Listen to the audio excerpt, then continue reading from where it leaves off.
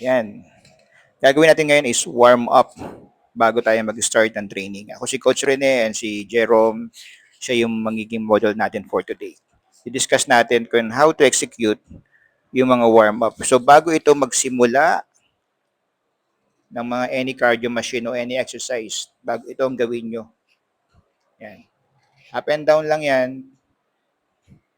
Calf raise, heels raise, yan. Nagmo-move siya. Taas baba lang yung arms, yung level niya. Kailangan na i-stretch. Ang tawag dyan, dynamic stretching. So nagmo-move. Yan, yung positions. Napaka-importante ng form. Relax lang yung neck. Focus yung shoulders. Medyo masakit ito sa balikat, pero maganda to. Yan. Tapos, combination siya ng heel raise and arm raise. Yan. Pwede nyo siyang gawin 10 to 15 reps. Magandang warm-up to. Yan. Medyo masakit nga daw. Shoulders. But normal naman to. Yan. Basta ang mahalaga lang dyan is ma-warm up natin yung shoulders nyo. Then next natin yung open chest. Kasama din dyan yung heel raise. Connected din siya. Okay? Yan. Again, relax. Relax lang yung neck, yung shoulders. Focus lang doon sa opening ng chest. Yan. Continuous yan. Gawin siyang 10 to 15 reps. Open your chest. Mariramdaman mo yung chest and din yung rhomboid sa likod pag open niya. Open and squeeze yung chest. Open yung back. Yan. Relax lang ng konti. Tapos arm circular. Yan. Taas mo ng kamay. And then inside. Pataas muna tayo. So, pwede mo siyang gawin 10 to 15 reps again. Continuous lang. Relax again. Always relax your shoulders, your neck. Just focus on your arms, your shoulders. And then, re-reverse natin. Ka-counterclockwise lang natin yan after na matapos natin. So, simula siya sa baba. Medyo yung katawan ni Jerome, medyo steep. Malaki ang may tutulong nito sa kanya to improve yung kanyang mobility and flexibility niya.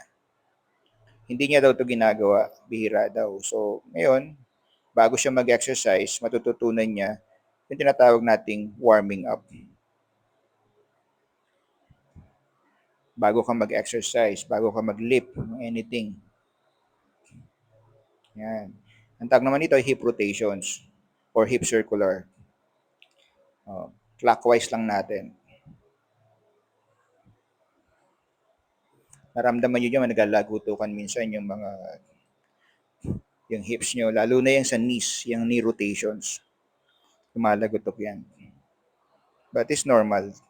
Kasi nga, hindi siya nagagalaw. So, bigyan natin ng oras yung pag-warm up. Huwag yung basta pagdating sa gym, workout na agad. Or sampan na agad sa treadmill. It's better give time at least 10 minutes before exercise. Yan. So, after yung dynamic stretching natin, so galaw-galaw tayo para at least yung dugo natin mag-pump. Yan. Pwede nyo siyang gawin 15 to 20 reps. Tapos arm raise din 15 to 20 reps. Para siya nagwo-walking. Pinagsasabayan, walking siya. Yan. Konting smile, then twisting. Yan. Body twisting. So, mapapansin nyo yung katawan ni Sir Jerome is medyo ano siya, medyo steep nga. Kaya kasi nga hindi niya nga daw yung ginagawa dati. Kaya kinokorek natin yung forms. So, mababago yan. Yan. Twisting, proper twisting. Yan. Kailangan lang yung legs niya na mag-move yun. Okay na siya. Hop. Yan. So, umpisa talaga mahirap. Pero pag nasanay ka na, ang ganda nung flexibility mo, mobility mo, then yung define pa yung muscles mo. Ulitin nyo lang yung movements na yan, tatlong movements na yan, tatlong ulit, ng 10 to 15 reps. Magandang warming up na yan. Tapos, you can start na sa mga training na gagawin mo. Or you can go for the treadmill if you want. Yan.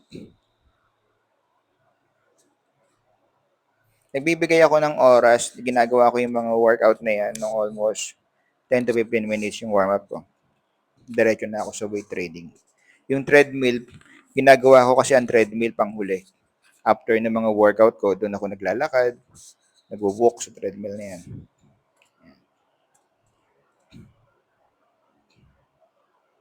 That's it.